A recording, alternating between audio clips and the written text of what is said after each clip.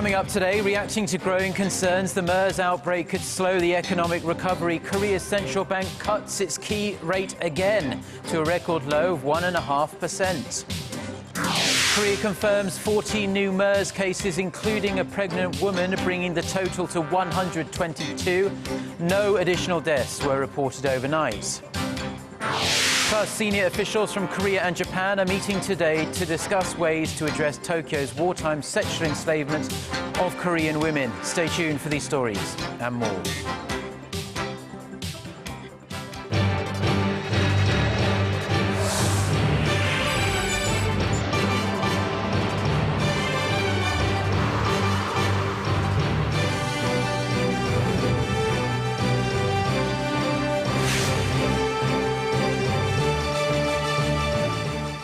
Hello, it's noon on Thursday, the 11th of June. You're tuned into our midday newscast here on Arirang TV. Thanks for joining us. I'm Mark Broome. We start with the Middle East Respiratory Syndrome, or MERS, outbreak in Korea. 14 more patients have been confirmed today, putting the current total at 122. Let's go straight to our Kim Ji-yeon, who joins us at the news centre. Ji-yeon, what's the latest? Well, Mark, out of the 14 new patients, 8 were infected while visiting Samsung Medical Center in southern Seoul, now the epicenter of the virus. This is also where the 39-year-old pregnant woman picked up the virus. Authorities say if her condition worsens, they'll perform a C-section. She was due later this month. The Samsung Medical Center has also just announced that they are managing more than 2,500 people who may have come into contact with the virus. Now, one of the other cases announced today is a police officer from the Gyeonggi Provincial Police Agency in Pyeongtaek who was re-examined and confirmed earlier today. What's surprising is that the officer was examined and cleared last week, so there are concerns that more patients who have been in contact with the officer may have contracted the virus as well. The officer told health authorities that he had high fever after seeing an acquaintance who came back from a trip to Saudi Arabia late last month. The 35-year-old officer first showed symptoms on May 31st and was isolated on June 2nd, but was cleared of the virus on the 3rd and discharged on the 4th. The officer had been at the Good Samaritan Page Hospital in Pyeongtaek receiving treatment for pneumonia. But the officer was readmitted to the hospital one day after being discharged and is now confirmed as patient number 119. And in response, 9 police officers from the same precinct have been quarantined in their homes, and the police agency says it will take additional precautionary measures after consulting the health authorities. Officials are currently tracking the officer's movement to determine who else he might have been exposed. We'll give you more details as the story develops. Yeah, that's quite a worrying development. But up until now, health authorities have advised the public to carry on with their lives, our lives, and refrain from going to hospitals and medical centres unless you are really sick. The WHO, the World Health Organization, says students should go back to school. But the number of confirmed patients are increasing, as we've been seeing by the day, and it is spreading to other regions. At this point, Ji-yeon, should we be worried? Well, Mark, those are valid concerns about how the virus is being transmitted. A 77-year-old woman who was also confirmed earlier today, she visited the Samsung Medical Center's office in southern Seoul late last month. What separates this woman from other patients is that she had never been to the hospital's emergency room or being hospitalized overnight, which is the case for nearly all confirmed patients. So experts are questioning how this woman contracted the virus. Is it through medical equipment, or had she been in contact with the MERS patient? And although the possibility of airborne transmission is very slim, authorities are conducting a thorough investigation. Back to you, Mark. Now, as more and more information filters out about MERS, initial fears of a devastating outbreak have subsided considerably. But naturally, people want to know how to avoid contracting the virus. Experts say the best way is to boost your immune system. For more on some of the simple steps we can all take, Sun Jung-in reports. There is currently no cure or vaccine available for MERS. It's a fact that adds to the fear factor about the relatively unknown disease as the number of infections in Korea tick up day by day. But experts say there's no need to be too alarmed about the virus. They point to Korea's hospital environment and culture associated with patient visits as further contributors to the spread, but add that most importantly, people with strong immune systems can fully recover from MERS after cold or flu-like symptoms. So how can we boost our immunity? Doctors say big differences in temperature and stress are our immune system's worst enemies. Big temperature swings between day and night can negatively affect our condition. Studies show a person's immunity level drops 30% each time their core body temperature drops by 1 degree Celsius. Also, chronic stress suppresses the ability to fight bacterial infections.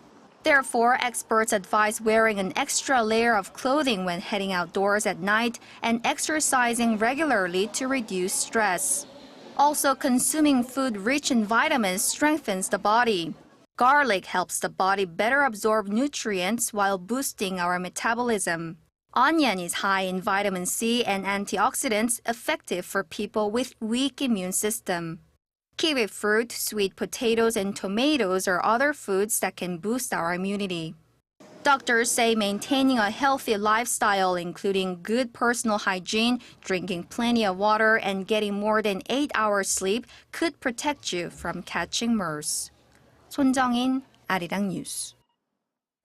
School boards in Korea are advising more schools to shut temporarily, with well over 2,500 already closed over fears about the MERS virus. According to new closure guidelines released by the Education Ministry on Wednesday, schools may close if the majority of parents are too worried to send their children to school, not only if there are suspected cases at the school or in the community. At the same time, however, a joint Korean World Health Organization mission reviewing the MERS outbreak has recommended that schools be reopened as they are unlikely to spread the disease. Many doctors in Korea have also described the mass school closure as nonsensical, since there's no evidence of the virus spreading through communities.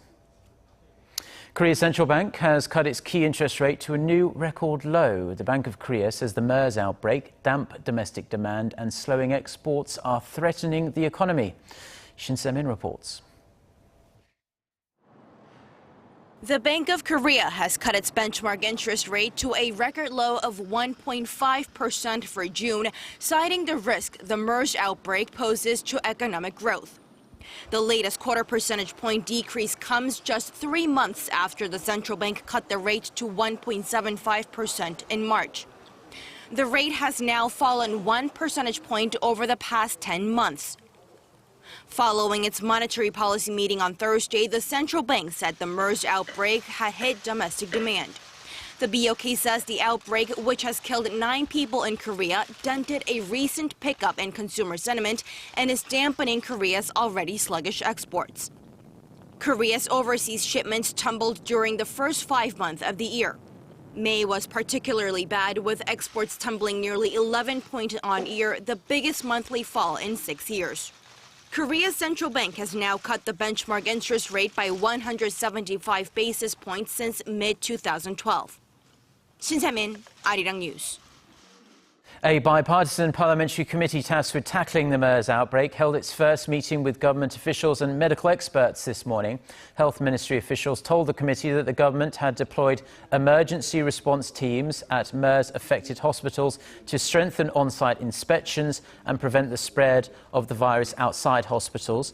Officials from the Public Safety and Culture Ministry said they were working together to promote campaigns on how to prevent MERS infections and are working with the police to punish people spreading false rumors about the virus.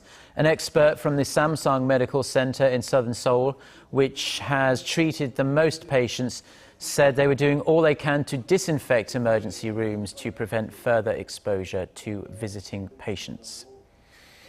The 3-day confirmation hearing for Prime Minister nominee and current Justice Minister Hwang Kyo-an ended on Wednesday, but Korea's rival parties are still wrangling over his confirmation. Our Park Ji-won tells us more.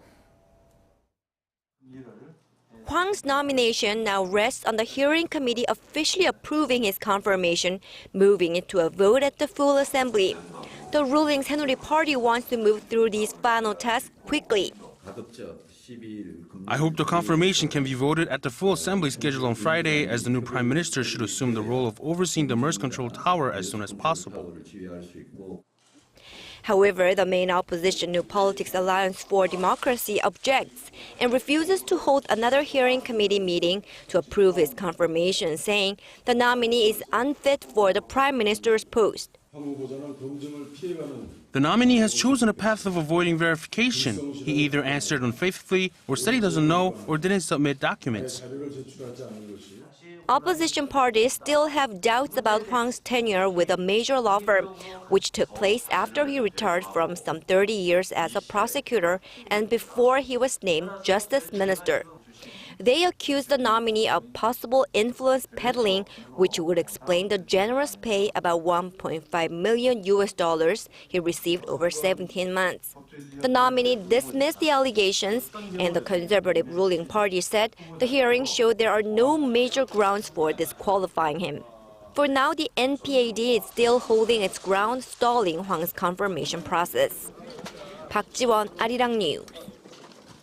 Korea and Japan are holding talks today to discuss ways to address Tokyo's wartime sexual enslavement of Korean women. Seoul's foreign ministry says senior officials from the two sides are meeting in Tokyo on this Thursday.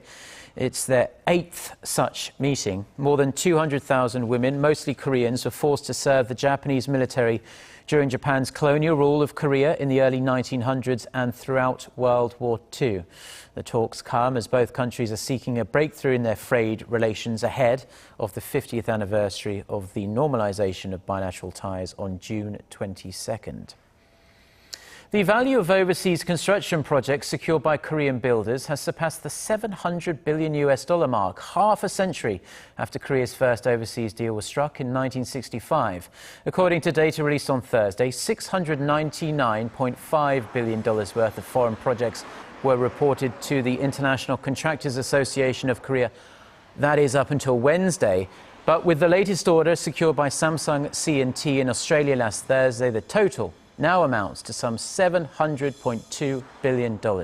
Over half of the projects came from the Middle East, with orders totaling almost $390 billion, or 55.5% of the total, followed by Asia with 30%. An official from the Ministry of Land, Infrastructure and Transport says reaching the landmark is meaningful for Korea, especially considering this year's slump due to low oil prices. Now, you might remember the large-scale candlelit vigils that took place in Korea in 2008. A mad cow disease scare prompted tens of thousands of people to protest to stop the government from allowing U.S. beef imports. They weren't successful, and many Koreans have shunned American beef ever since, but attitudes seem to be changing. Han Da-an reports. Once considered poisonous, U.S. beef is regaining its allure in Korea. America is now expected to trample Australia to become the #1 source of beef imports in Korea. The U.S. Meat Export Federation says Korea imported 2,527 tons of American beef during the first 10 days of May, slightly edging out Australian imports. This is the first time Korea has bought more from the U.S. than Australia in 7 years, since Korea lifted the import ban on American beef in 2008. Korea had banned U.S. beef imports in 2003 after a mad cow disease was confirmed in America. The rising demand for U.S. beef comes despite its expensive cost. Between January and April, the average import price of American beef per metric ton stood at $7,988, 32% higher than the price of Australian beef. The Federation attributes the growing demand to the wide use of U.S. beef in high-class steakhouses and big chain restaurants here in Korea. They also say the absence of mad cow disease for several years also seems to have gradually changed Korean attitudes towards American beef. Officials predict the demand will increase even more when agricultural prices, which are closely linked to meat prices, stabilize in the U.S. Han Da-an, Arirang News. The United States is sending an extra 450 troops to Iraq to train Sunni tribal fighters in the country in an effort to reclaim territory lost to the Islamic State group. The White House says the additional military trainers will push the total American troop presence in Iraq to roughly 3,600. The new troops will be stationed in Anbar province in a strategically important area between the Islamic State-held cities of Ramadi and Fallujah. The new troops are set to arrive as early as this summer. The U.S. government also announced it will set up an $800 million fund handled by the UN to help local communities in Iraq stabilize once IS militants have been driven out. Standard & Poor's has cut Greece's credit rating one notch further into junk territory. The ratings agency has lowered its rating for the cash-strapped European country by one notch to CCC from CCC+ with a negative outlook. S&P says Greece will likely default on its debt within a year unless it strikes a deal with its international creditors, which doesn't look likely anytime soon at least. The ratings agency took the action after Athens delayed its $1.8 billion debt repayment to the International Monetary Fund last Friday.